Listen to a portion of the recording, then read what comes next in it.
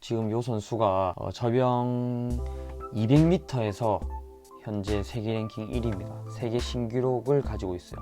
크리스토퍼 밀라크라고. 마이클 펠프스는 잘 아시죠? 근데 지금 요 선수는 아직까지 펠프스처럼 유명하진 않은데 저병에서, 특히 저병 장거리에서는 이 선수가 지금은 현재 세계 최고입니다. 한번 볼게요. 하나 둘 하나 둘 하나 둘. 물을 길게 타기로 되게 유명하거든요. 멀리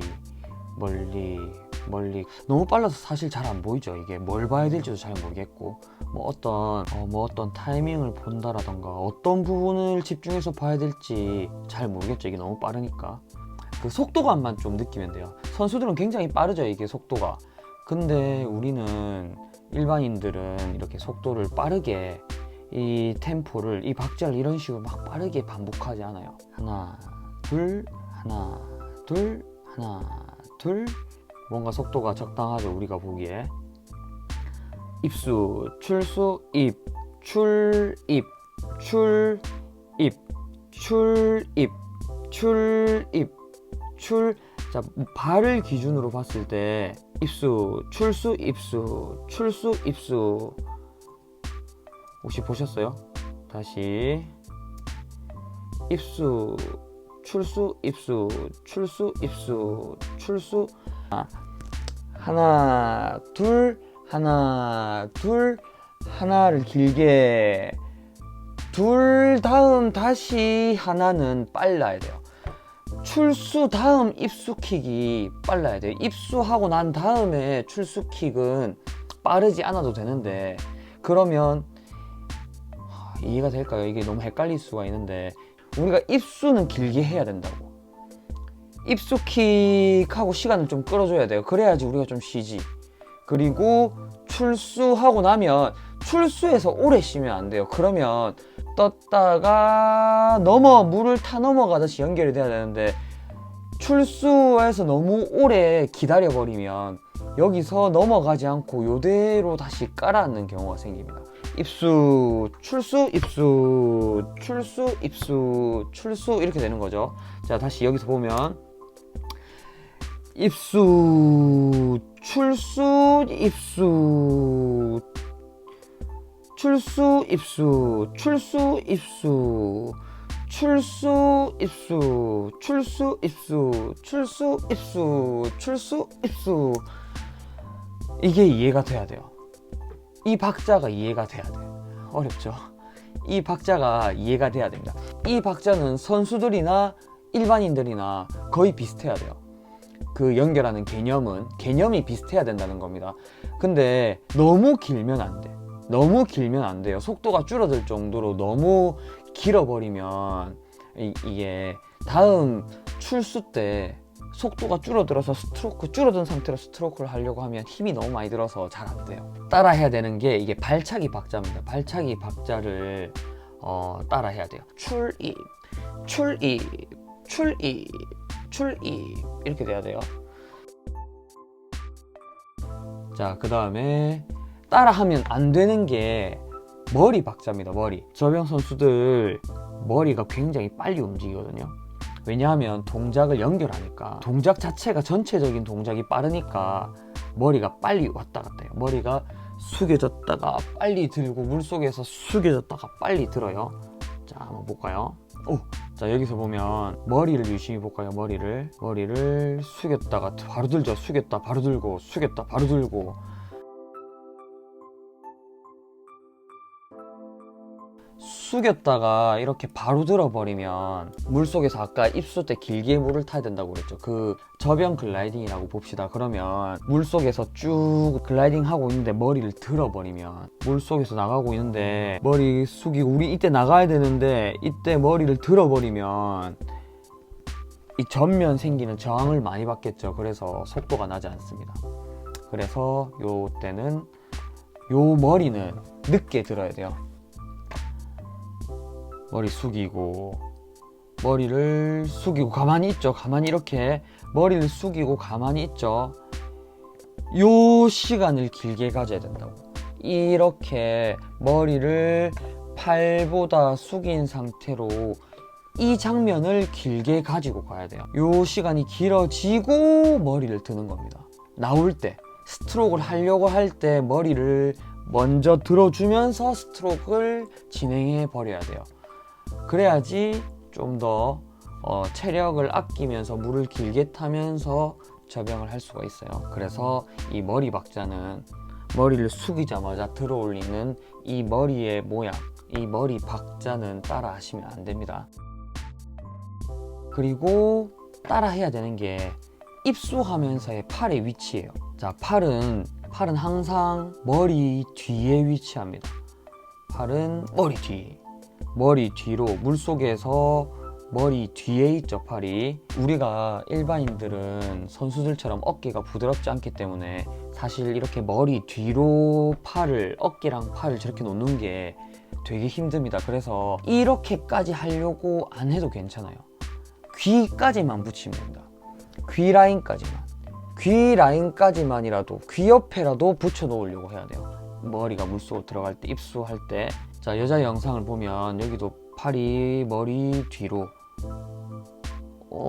여긴 좁지 않죠. 이 팔이, 이 선수는 머리랑 팔이랑 머리 사이에 공간이 좀 있네요. 요 공간이 있죠. 이 선수는 예선 탈락했거든요. 다 이유가 있는 겁니다. 머리랑 요 팔 사이의 공간을 최소한으로 좁혀주는 게 좋겠죠. 어깨를 꺼내지 않았다는 거지. 어깨를 머리 쪽으로 꺼내지 않았어. 유연성이 좀 부족한가? 그래서 좀 더 자연스러운 부분을 보자면 요런 느낌이죠. 요런 느낌. 물속에서 요까지, 팔이 여기서 조금만 더 내려와도 괜찮아요. 이만큼 유연성이, 일반인들은 이만큼 유연성이 좋지 않기 때문에 팔이 조금 귀까지 내려와도 괜찮아. 근데 최대한 이렇게 팔을 머리 뒤로 놓으려고 해야 됩니다. 그래야지 요 동작이 어떤 의미가 있냐면 요 연결선이에요. 몸의 라인을, 손끝에서 요 골반까지의 라인을 최대한 선을 만들 수가 있습니다. 요 골반에서 요 손끝까지의 라인이 요 팔에서부터 구부러지면 이렇게 구부러지는 각이 생기는 거겠죠. 이렇게. 그래서 요 선을 만들어 주기 위해서 머리 뒤에 놓는 겁니다. 요 라인이 되게 중요하죠. 그래서 저항을 최대한 덜 받는 자세로 물속에서 쭉 물을 타고 나가는 그런 자세죠. 머리랑 팔이랑 요 사이 공간이 거의 없다시피 해야 돼요. 아까 그 선수는 어깨가 안 유연한 거라니까. 어떻게 거기까지 올라왔지? 힘저병일 수도 있죠. 힘이 좋은 거지. 그리고 또 따라하면 안 되는 부분 중에 하나가 이 부분, 팔이 사이에 간격이 있죠. 이 팔의 간격, 팔과 팔 사이의 간격이거든요. 이거 옛날에 펠프스가 이렇게 했어요. 펠프스가 팔과 팔 사이 간격이 넓었어. 그 펠프스 영상을 보고 따라 하시는 분들이 되게 많더라고요. 근데 이게 팔이 입수되자마자 팔을 모은 상태로 벌리는 경우들이 많긴 한데, 펠프스는 아예 입수 때부터 이렇게 이 간격을 이렇게 벌리면서 들어갔어요. 근데 펠프스는 어깨가 진짜 많이 유연했거든요. 가슴이 물속으로 깊게 들어가면서 팔이 가슴보다 엄청 위에 떠 있는 이런 자세. 그래서 펠프스는 이 위에서부터 물을 끌어안으면서 스트로크를 진행했단 말이에요. 효율이 되게, 어떻게 보면 효율이 좋지 않습니다. 이게 펠프스니까 가능했던 부분이라고 보시면 돼요. 근데 지금 요 세계적인 선수도 이 입수 때는 팔 간격이 좁죠. 입수 때는 팔 간격이 좁다고. 팔과 팔 사이 간격이 좁은데 입수되자마자 팔이 벌어지는 겁니다.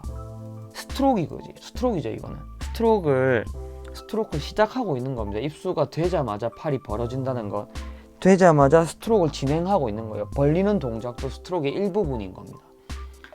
펠프스도 그랬는데 그렇게 넓게 벌리는 건 비효율적이에요. 좁아야지 저항을 덜 받으면서, 저항 면적이 줄어들면서 저항을 덜 받겠죠. 펠프스는 신이라서 그렇습니다.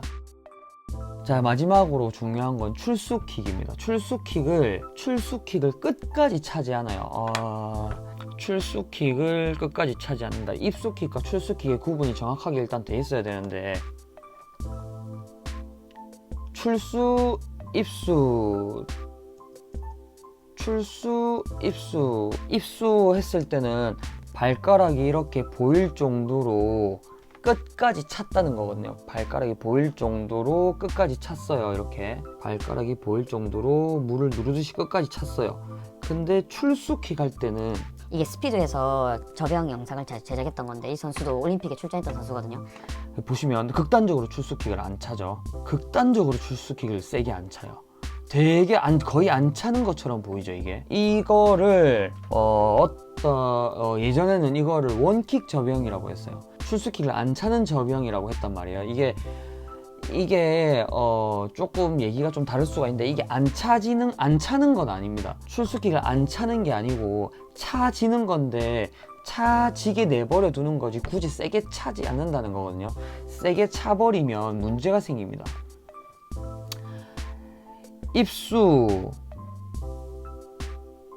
그 다음 출수. 이 발이 이 밑으로 더 내려와 버리면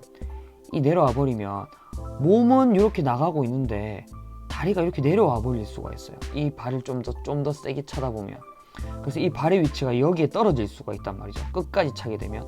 그러면 엉덩이를 든 것 같은 모양이 나올 수가 있습니다. 마치 입수킥 같죠. 이렇게 각이 생기면서 이런 각이 생기게 만들면 안 돼요. 그래서 출수킥을 끝까지 차지 않아요. 그리고 되게 강하게도 안 찹니다. 근데 강하게 차는 선수들도 간혹 있기는 해요. 근데 그게 조절이 되는 선수들이긴 한데 이게 위험해요. 체력적인 부담도 좀 있고.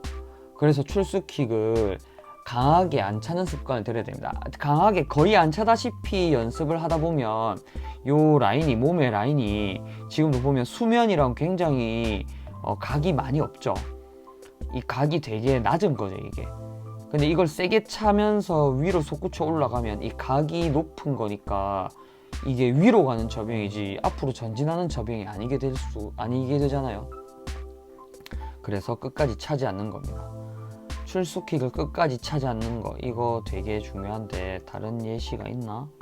낮게, 이 사람은 되게 유명한 선수는 아니지만 한번 봅시다. 낮게 물을 타고 가면서 각이 많지 않고 부드럽게 저병을 하는데 킥의 모양을 유심히 봤으면 좋겠어요. 하나, 뭔가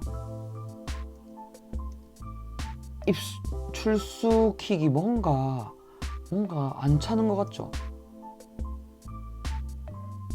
입수킥도 별로 안 차는 것 같긴 한데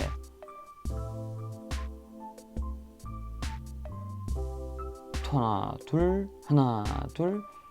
그래도 입수킥은 발 끝까지 찼죠.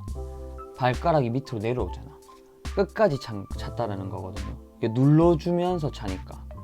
그래서 눌러주면서 차면 엉덩이가 들리니까. 그래서 이 끝까지 안 차기 위해서 이 출수킥을 이렇게 차다가 말아주는 겁니다.